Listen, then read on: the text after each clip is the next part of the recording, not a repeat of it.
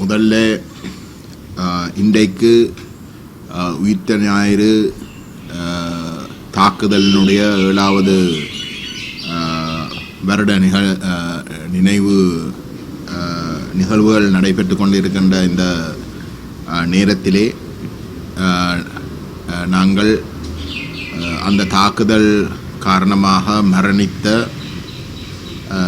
அனைத்து உறவினர்களுக்கும் எங்களுடைய அனுதாபங்களை இந்த குடும்பத்தை உறுப்பினர்களுக்கு வந்து எங்களுடைய அனுதாபத்தை மீண்டும் தெரிவிக்கின்ற அதே சமயம் அந்த தாக்குதல் காரணமாக ஒட்டுமொத்த முஸ்லிம் சமூகமே பழிவாங்கப்படுகின்ற அளவுக்கு இனவாதத்தால் பாதிக்கப்பட்ட முஸ்லிம் மக்கள் உடைய அந்த பாதிப்புக்கும் எங்களுடைய பூரண அவர்களுக்கு அந்த நியாயம் கிடைப்பதற்கு எங்களுடைய பூரண ஆதரவும் ஒத்துழைப்பும் தொடர்ந்து இருக்கும்.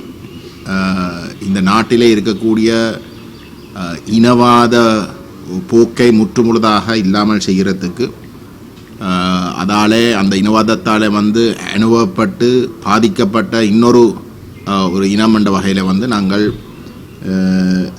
அந்த பாதிக்கப்பட்ட உறவினர்களுக்கும் எங்களுடைய பூரண ஆதரவும் ஒத்துழைப்பும் நிச்சயமாக இருக்கும் என்ற விடயத்தையும் இங்கு சுட்டி காட்டி நீதி நியாயத்தை தேடி அதை வலியுறுத்தி அதை எட்ட விரும்புகின்ற அனைத்து தரப்புகளோடும் இந்த அநியாயத்துக்கு ஒரு முற்றுப்புள்ளி வைக்கிறது மட்டுமில்லை, இதுக்கு பின்னாலே உண்மையிலே இருக்கக்கூடிய நபர்கள் தூக்குக்கு அனுப்புவதற்கு நீதி நியாயத்தை நிலைநாட்டுவதற்கு தமிழ் தேசிய பேரவையுடைய முழுமையான பங்களிப்பு எப்பொழுதும் இருக்கும் என்பதையும் நாங்கள் இந்த இடத்துல வந்து சுட்டிக்காட்ட விரும்புகின்றோம். இன்றைக்கு நாங்கள் இந்த பத்திரிகையாளர் மாநாட்டை வைப்பதற்கு எடுத்த முடிவுக்கு பிரதான காரணம் வந்து உங்களுக்கு தெரியும், கிட்டத்தட்ட 1.5-2 மாதங்களுக்கு முன்பதாக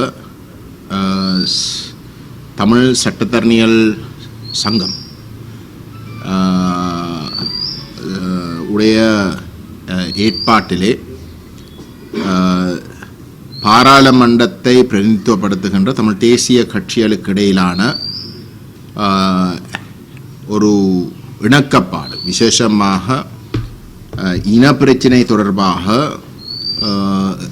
ஒரு பொது நிலைப்பாட்டு ஒன்றை எட்டுவதற்கான முயற்சிகள் மேற்கொள்ளப்பட்டன. அந்த முயற்சிகளிலே வந்து தமிழ் தேசிய பேரவை என்ற அடிப்படையிலே நம்முடைய அணிக்கும் தமிழரசு கட்சிக்கும் ஜனநாயக தமிழ் தேசிய கூட்டணிக்கும் அழைப்புதல் விடுக்கப்பட்டிருந்தது. அந்த வகையில் வந்து முதலாவது கூட்டத்திலே நாங்கள் கலந்து கொண்டு நாங்கள் ஒரு சில விடயங்கள் சம்பந்தமாக, அதாவது கொள்கை அளவிலே எந்த இலக்கை நோக்கி நாங்கள் பயணிக்க வேண்டும் என்ற விடயம் சம்பந்தமாகவும் அந்த இலக்கை அடைவதற்கு ஒரு சில கொள்கையிலான அணுகுமுறைகள் சம்பந்தமாக ஒரு இணக்கப்பாட்டுக்கு நாங்கள் எட்டக்கூடியதாக இருந்தது. விசேஷமாக தமிழ் தேசம் அங்கீகரிக்கப்படுகின்ற தமிழ் தேசத்துடைய இறமை நிலைநாட்டக்கூடிய விசேஷமாக திம்பு கோட்பாடுகளை முழுமையாக அனுபவிக்கக்கூடிய ஒரு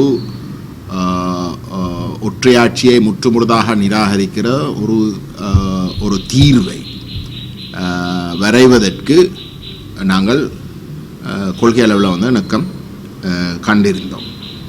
அதிலே பெரிய குழப்பம் வர முடியாது, பேருக்காவது கூட வந்து வர முடியாது என்றால் இந்த 3 கட்சிகளையும் தேர்தல் நேரத்தில் வந்து அந்த நிலப்பாட்டுகளை வலியுறுத்தித்தான் வாக்கை கட்டு அந்தந்த கட்சிகள் வந்து பாராளுமன்ற பிரதிநிதித்துவம் பெற்றிருக்கிறார்கள்.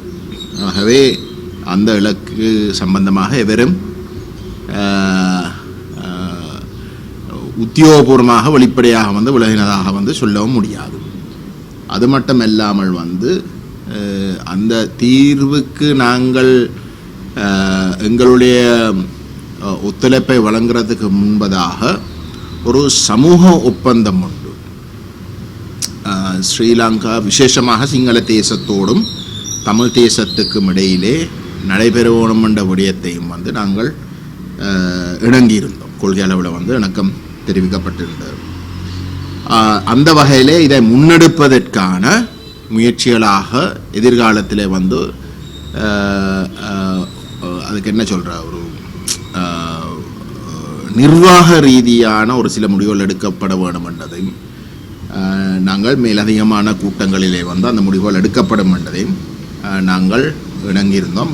குறிப்பாக இந்த இலக்கை அடைவதற்கு வந்து ஒரு குழு ஒன்று நாங்கள் எல்லா தரப்பும் ஏகோபித்த அளவுக்கு இணங்கக்கூடிய வகையிலே நாங்கள் அறிவிக்க வேண்டும் என்றபடியும் சொல்லப்பட்டிருந்தது.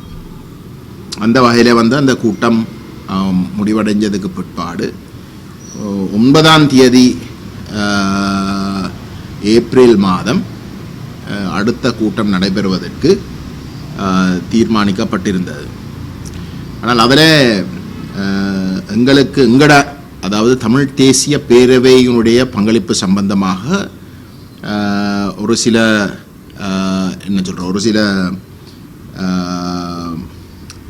எங்களுடைய அணியுடைய அந்தஸ்து தொடர்பாக வந்து ஒரு சில குழப்பங்கள் இருந்த காரணத்தினாலே வந்து அந்த கூட்டம் 9ஆம் தேதி ஏப்ரல் மாதம் நடைபெறுகின்ற காலை வரைக்கும், அந்த கூட்டம் நினைக்கிறேன் 3 மணிக்கு நடைபெற்றது, ஆனால் காலையில் வரைக்கும் 9ஆம் தேதி ஏப்ரல் மாதம் காலை வரைக்கும் நாங்கள் தமிழ் தேசிய பேரவையாக பங்கு பெறலாமா, அப்படி பேரவையாக பங்கு பெறுறதாக இருந்தாலும் கூட எங்களுடைய உறுப்பினர்களுடைய எண்ணிக்கை சம்பந்தமாகவும் வந்து ஒரு முடிவு எட்டப்பட முடியாத ஒரு நிலையிலே நாங்கள் கலந்து கொள்வதே வந்து ஒரு கேள்விக்குறியாக இருந்தது. இறுதியில் எங்களுக்கு 9ஆம் தேதி காலையில் தான் எங்களுக்கு அந்த அனுமதி வழங்கப்பட்டது. அந்த அனுமதி வழங்கப்பட்ட இடத்துல வந்து எங்களுடைய உறுப்பினர்களே ஒரு நபரை தவிர, திரு காண்டீபன் அவர்களை தவிர மற்ற அனைவரும், நான் கலந்து கொள்ள முடியவில்லை என்றால் நான் வெளிநாட்டில் இருந்தனால் என்னுடைய அதுக்கு சொல்கிறேன் மெடிக்கல் காரணமாக வந்து நான் அதில் நேரடியாக வந்து கலந்து கொள்ள முடியவில்லை, ஜூமில் கூட கலந்து கொள்ள முடியலை. நான் எங்களுடைய ஏனைய உறுப்பினர்கள் வந்து ஜூம் ஊடாக கலந்து கொள்வதற்கு இணக்கம் தெரிவிக்கப்பட்டிருந்த ஒரு சூழலில் வந்து அந்த கூட்டத்தில் 9ஆம் தேதி வந்து நாங்கள் கலந்து கொண்டிருந்தோம். ஆனால் தமிழரசு கட்சியுடைய பதில் செயலாளருடைய சுமந்திரன் அவர்களுடைய எதிர்ப்பு காரணமாக, அதாவது வந்து இந்த ஜூம் ஊடாக வந்து தாங்கள் எங்களுடைய உறுப்பினர்கள் கலந்து கொள்வதை ஏற்றுக்கொள்ள முடியாது என்றால் அவ்வகையில் வந்து ஜூமில் வந்து யார் யார் கேட்டுக்கொண்டிருக்கிறோம் அந்த தகவல் எல்லாம் வந்து வெளியில் போகலாம், தாங்கள் கதைக்கிற எல்லாம் வெளியில் போகக்கூடும், லீக் பண்ணப்படக்கூடும் என்ற காரணத்தை காட்டி கடும் எதிர்ப்பு தெரிவித்த ஒரு நிலையிலே வந்து எங்களுடைய அணியிலே ஒருவரை தவிர, திரு காண்டீபனை தவிர மிச்ச முழு பேரும் வந்து அந்த கூட்டத்திலிருந்து வெளியேற்றப்பட்டவை, வெளியேற வேண்டிய ஒரு நிலைக்கு தள்ளப்பட்டவை. அப்படி தள்ளப்பட்டிருந்த ஒரு சூழலிலே தான் எங்களுக்கு திரு சுமந்திரன் அவர்களும் திரு சுரேஷ் பிரேமச்சந்திரன் ஜனநாயக தமிழ் தேசிய கூட்டணி சார்பாகவும் ஊடகங்களிலே வந்து தமிழ் தேசிய பேரவையுடைய ஒரு சில நடவடிக்கைகள் சம்பந்தமாக அவர்கள் எதிர்ப்பு தெரிவித்து தமிழ் சட்டத்தரணியர் சங்கத்துக்கும் வந்து தங்களுடைய ஆட்சேபனையும் எதிர்ப்பையும் வந்து பதிவு செய்திருக்கிறார்கள், எழுத்து மூலமாக பதிவு செய்திருக்கிறார்கள். அதனால் வந்து நாங்கள் நேற்றைய தினம் தமிழ் சட்டத்தரணியர் பேரவையை வந்து நாங்கள் நேரடியாக சந்தித்தோம். சந்தித்து தமிழரசு கட்சியும் ஜனநாயக தமிழ் தேசிய கூட்டணியும் குறிப்பாக பதில் செயலாளராக இருக்கிற சுமந்திரனும் சுரேஷ் பிரேமச்சந்திரனும் வந்து ஊடகங்களுக்கு சொன்ன கருத்துகளின் படியும் வந்து அதில் தமிழரசு கட்சி எழுதின கடித வெளியில் ஊடகங்களில் வந்திருக்கிற அடிப்படையிலே அதுதான் என்ற ஒரு நம்பிக்கையில் எங்களுக்கு சொல்லப்பட்டதின்படி தமிழ் தேசிய பேரவை சிவில் சமூகங்களோடு இணைந்து நாங்கள் பயணிக்கிறதுக்கு முடிவெடுத்து கடந்த பிப்ரவரி மாதம் 15ஆம் தேதி யாழ்ப்பாணத்தில் 100க்கும் மேற்பட்ட சிவில் சமூக அமைப்புகள் உறுப்பினர்கள் புத்திஜீவிகள் போன்றவர்கள் எல்லாரையும் சேர்த்து ஒரு சந்திப்பு ஒன்று நடந்தது. அந்த சந்திப்புக்கு தமிழரசு கட்சிக்கும் ஜனநாயக தமிழ் தேசிய கூட்டணிக்கும் அழைப்புதல் விடுக்கப்பட்டது. மேலதிக செய்திகளுக்காக எமது யூடியூப் தளத்தை சப்ஸ்கிரைப் செய்யுங்கள்.